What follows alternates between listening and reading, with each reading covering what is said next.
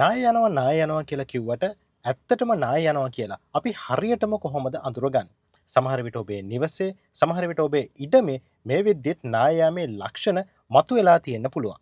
ඉතින් අද SL Hub සූදානම් නාය යාමේ පූර්ව ලක්ෂණයන් පිළිබඳව ඔබව දැනුවත් කරන්න.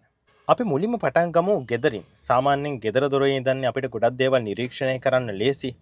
සාමාන්‍යයෙන් ඔබේ නිවසේ උළුවහුව එහෙම ඇද වෙලා තියෙනවා නම් ඒ වගේම සමහර විට ඔයගොල්ලන්ගේ ගෙදර තියෙන ජනිල් උළුවහුව අරින්න ටිකක් අමාරුයි වගේ නම් පොඩ්ඩක් සැලකිලිමත් වෙන්න ඕනේ. ඒ වගේම තමයි තවත් දෙයක් තියෙනවා. සාමාන්‍යයෙන් ගෙදරට ජලය සපයන ජල නල අපි යොදලා තියන්නේ භූගතව.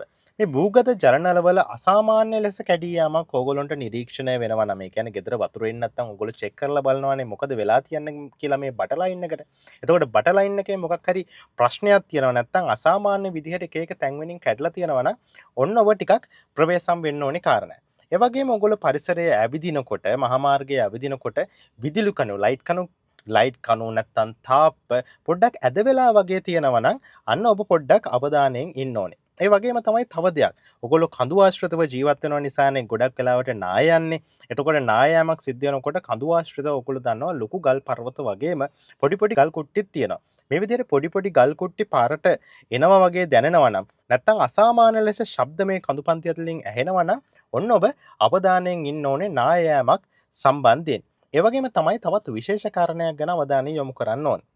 ඒ තමයි ඔබ දන්නවා සාමාන්‍යයෙන් කඳු අතරින් ජල උල්පත් ඇති වෙනවා. සමහර වෙලාවට මෙව දිගින් දිගටම තියෙන එදා කාලේ ඉඳන් ඔබ දන්න ජල උල්පත් වෙන්න පුළුවන්.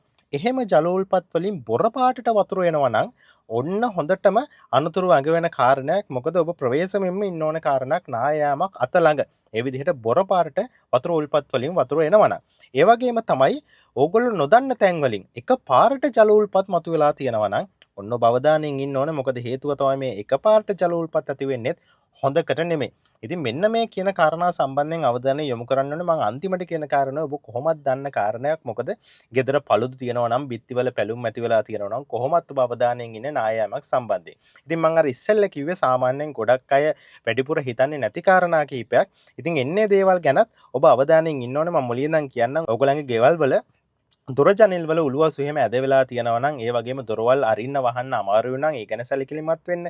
ඒ වගේම තමයි ගෙදර දොරේ පැලුම් තියෙනවා නම් ඒ ගැන සැලකිලිමත් වෙන්න. ඒ වගේම පරිසරයේ ඇවිදිනකොට ලයිට් කණු තාප්ප වගේ දේවල් ඇද වෙලා තියෙනවා නම් ඒ ගැන අවධානයෙන් ඉන්න. ඒ වගේම තමයි ජල උල්පත් සම්බන්ධයෙන් විශේෂයෙන්ම කඳු බෑවුම් වලට යනකොට සාමාන්‍යයෙන් තිබ්බ ජල උල්පත් වල පොරපාට වතුර එනවා නම් ඒ වගේම අසාමාන්‍ය ලෙස ජල උල්පත් හැදිලා තියෙනවා නම් ඔන්න ඒවා ගැන අවධානයෙන් ඉන්න. එතකොට පුළුවන් ඔයගොල්ලන්ට නාය යාමක් සම්බන්ධයෙන් බොහොම අවධානයෙන් ඉඳලා ඔබේ ජීවිත බේරා ගන්න.